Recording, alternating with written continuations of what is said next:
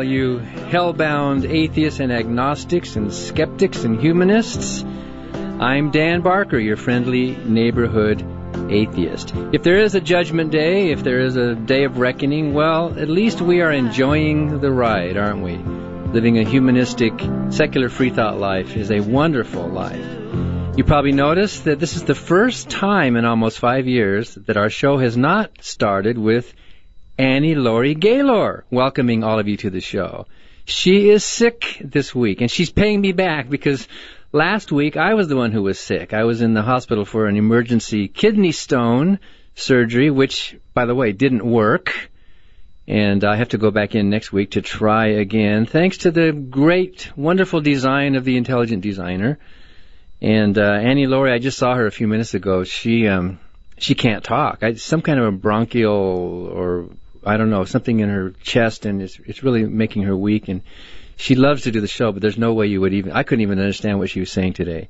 So let's all not join hands. Let's all not bow our heads. Let's all not pray for Laurie's speedy recovery, just as you did with me. And by the way, thank you. Some of you sent some nice emails and phone calls wishing me a speedy recovery. My situation is not life-threatening. It's just a kind of mechanical thing that's happening. And Laurie will be back with us. This is, by the way, the first show in an unbroken string of about 245 weeks that Laurie has not missed being on a single one. I missed, 3 or 4 in the past? It's happened, yeah. And traveling around the country doing speaking tours. And there's always a co-host that Laurie would line up, and now two times in a row. Yeah, so Brian, this is Brian Terani, our producer and engineer. So we have an all-guy show today, don't we? So what are we going to talk about? Football or what? Are we going to talk about atheists on the pitch? And what Atheist Thought Radio is the name of this show. It's the weekly broadcast of the Freedom from Religion Foundation. The show is broadcasting and streaming from the Progressive Talk, the Mic 92.1 in Madison, Wisconsin.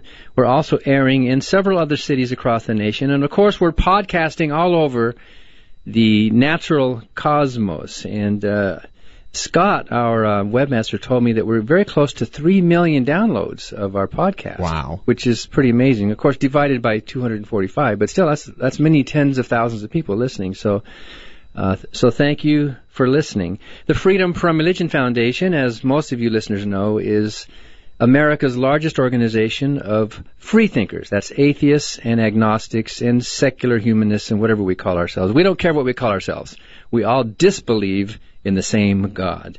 We work to keep religion and government separate. We work to educate the public about the views of those of us who are none of the above, the nones, the non-believers, which, by the way, is currently our country's fastest-growing, quote-unquote, religious group.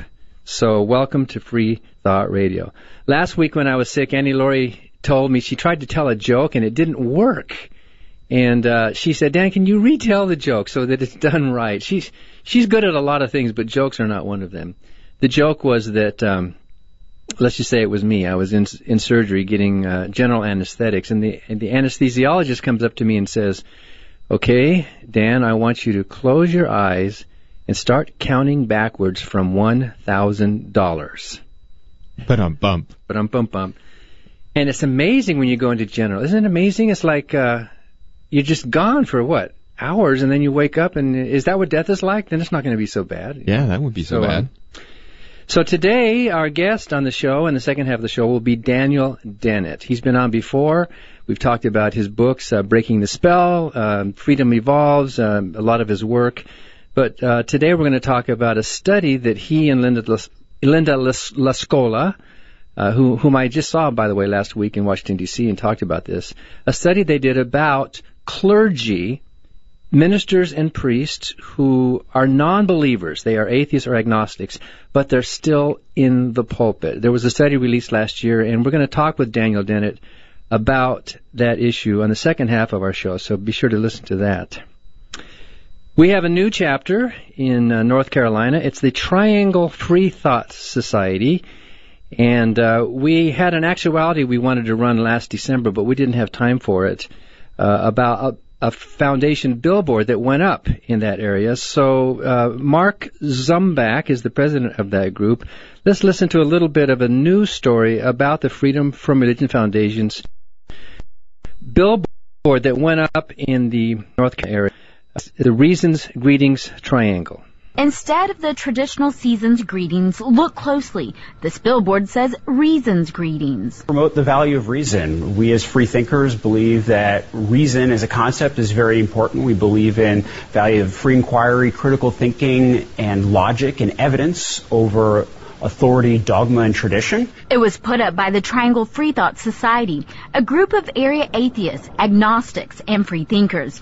In addition to sending a happy holiday greeting of their own, the group wants to promote their presence and their beliefs in the Triangle. The holiday season is for everybody. We all celebrate it in different ways. And for freethinkers, many of us celebrate the winter solstice. Many of us still celebrate Christmas, just without a belief in the mythology behind it. This billboard went up on December 9th, and group leaders tell me they put it here because of the heavy traffic. About 2 weeks ago, I thought I read it wrong the first time. John Bartomak passes this sign every day. If you drive where Capitol Boulevard and Highway 401 North splits in Raleigh, you can't miss it. The second time I come up and I looked at it and I said, well, that's just the atheists putting out their beliefs, but yet we have our beliefs, and I believe that Christ was born. While Bartomak doesn't agree with the sign, he believes in freedom of speech. And while the Triangle Freethinkers message is in writing, Bartomak has his own message. Stick to the truth. Happy birthday, Jesus. In Raleigh, Jessica Cervantes, News 14, Carolina. That's a pretty funny line at the end. Happy birthday, Jesus. Well, we all know that the real reason for the season was and is the winter solstice. In the month of December, our office, our attorneys have been really busy with complaints, seasonal type complaints. Rebecca Markert, our staff attorney, told me that there were 49 complaints from members around the country, including nativity scenes, 6 menorahs, 1 cross, and 13 kings. And our attorneys sent out 32 letters of complaint and open record requests. Here's some publicity from a complaint that Rebecca sent out in Wabash, Indiana. Well, the nativity scene is at the center of a Wabash County controversy. News Channel 15's Alyssa Ivinson is back from a demonstration there earlier today. So, Alyssa, what's the debate? Well, really, the big question is all about whether or not a nativity scene should be allowed on the courthouse lawn. Christmas is over and the decorations are down, but last month a life-size nativity scene sat here in the Wabash County courthouse lawn. The Supreme Court has said you cannot have a nativity scene as the primary focus of a public display on public property, because otherwise that is an endorsement of Christianity. Someone in Wabash sent a letter to the Freedom from Religion Foundation. That group then sent Wabash Mayor Robert Van Landingham a letter asking the city to take the display down. I received the letter and it stayed on my desk for a few days till Christmas kind of moved along a little bit. And then after we got down to the tail end of it, well, the time kind of went by and Christmas was by and the angels stayed up. Today, the Wabash C3, citizens committed to the Constitution, held a demonstration. More than 150 people filled the courthouse steps. Our mission is to preserve the godly principles and values that not only this country but this county has stood for. It's our freedom being taken away. Freedom of religion, that's being challenged today by a few, and it's time that people take a stand. It doesn't really matter how many people complain if it's a violation of the Constitution. That doesn't make it right. The First Amendment is couched in absolute terms. Congress will make no law respecting the establishment of religion. The Freedom from Religion Foundation argues people are free to express their religion, just not on public property. Why do they want to put their religious display on public property? It's very clear. They're claiming the courthouse, they're claiming the county for their quote-unquote conservative Christian values. Congress opens up with prayer every day, and there's numerous examples that I could give of the freedom of religion, and it's constitutionally protected. At least for now, the mayor's not making any changes. Nativity scene's been up there for years, and it should stay as far as I'm concerned. But, sometimes authority is bigger than me. It makes things change, but until that happens, I'd say put the nativity scene back up.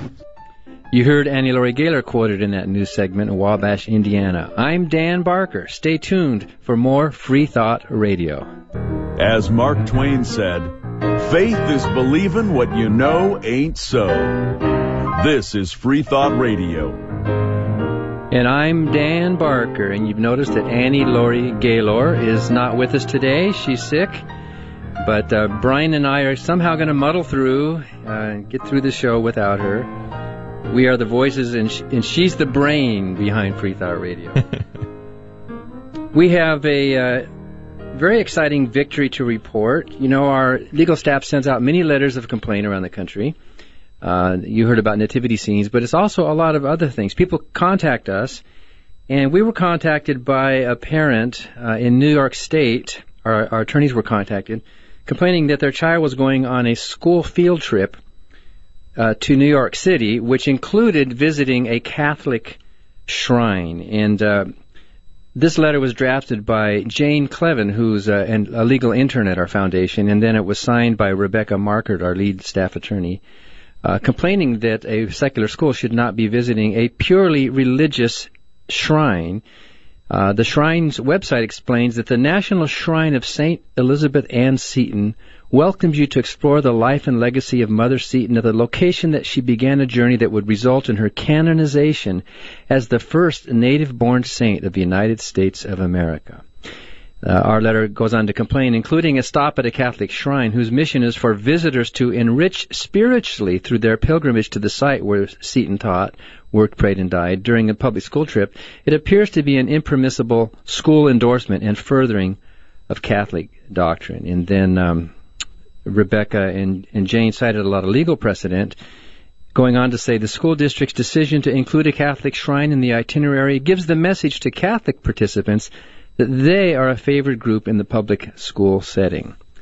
We got a letter from the school district. It's the Alexander Central School District in Alexander, New York. Got a two-sentence letter from them on January the 10th, addressed to Rebecca Markert, and here's what the letter said. Dear Ms. Markert, the Alexander School District's Washington trip itinerary that you referred to in your correspondence, dated December 29th, 2010, is tentative, as is indicated on the itinerary.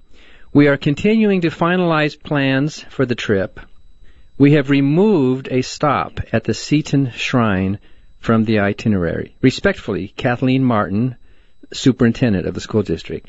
So, it pays to complain. Yeah, you'd expect it. When you said two-sentence letter back, I expected a thanks, no thanks. Thanks, but no. Well, that's usually what happens, you know, thanks but no thanks, or we'll table this, or they'll fight. But sometimes, and, you know, a couple months ago we reported on a victory in Tennessee where the superintendent said, hey, yeah, that's right, this isn't constitutional, and they decided to stop the abuse. So, it does pay to complain, and if you notice a violation in your area of the separation of state and church, then let us know. We have a number of FAQs on our website which will help you in planning how to draft a proper complaint, and we can send the letter if you don't want to be identified. So thank you, Rebecca and Jane, for the good work in keeping state and church separate. Now, we're at the point of the show where Annie Laurie was planning to interview me. I have a brand new book that just came out this month, January of 2011. My previous book was Godless, telling my personal story of conversion from minister to atheist, published by Ulysses Press. And Ulysses Press again has published my next book, which is hot off the press.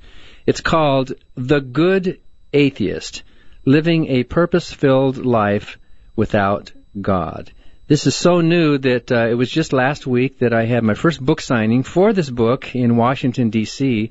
Wonderful group of people, the Center for Inquiry people, organized by and run by Simon Davis and Melody Hensley. Wonderful, sweet people, hardworking, smart, organized people. We had a packed house there in the Langston Room at this restaurant bookstore called Bus Boys and Poets, a kind of alternative, racially diverse, progressive bookstore, which is pretty exciting, really packed. The Langston Room, of course, named for Langston Hughes.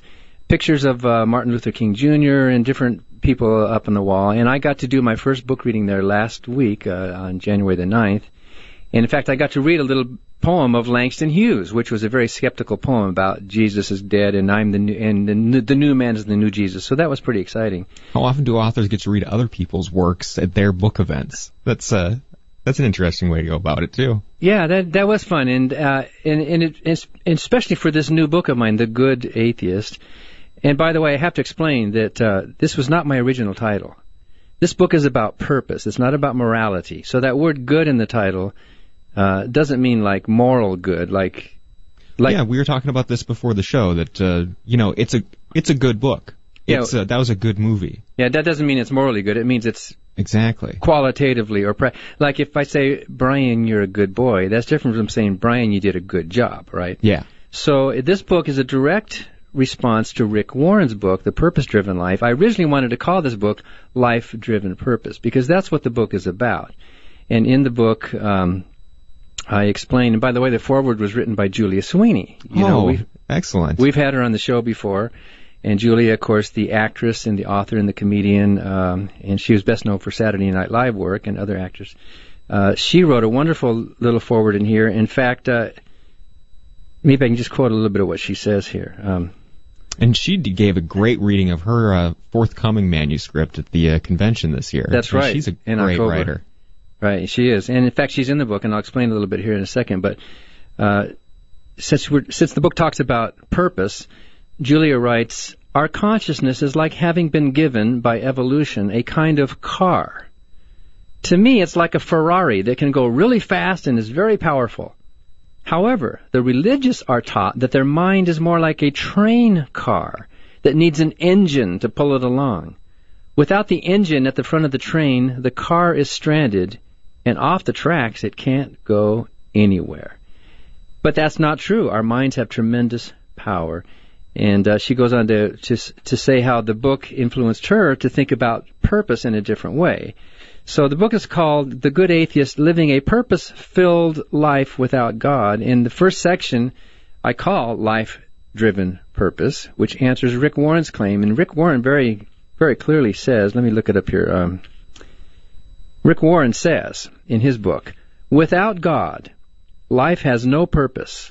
And without purpose, life has no meaning. Without meaning, life has no significance or hope. But apparently Rick Warren hasn't met very many atheists in his life. And if he had, he couldn't say such a thing. I mean, that's like a demeaning thing to say. It's like saying, without white skin, your life is uncouth. Or if you're a Jew, your life is horrible. You can't have any purpose. So why paint us, why use atheophobia instead of like homophobia or racism or anti-Semitism? Why paint us as purposeless? The second half of this book includes more than 300 profiles of atheists and agnostics, brief profiles of their life and quotes of theirs. Wow. Including Julia Sweeney, including Langston Hughes, including revolutionaries, including artists and actors and scientists and philosophers. Putting a lie to the claim that Rick Warren made that without God you can have no purpose in your life. It's called The Good Atheist. It's available from Ulysses Press, January 2011.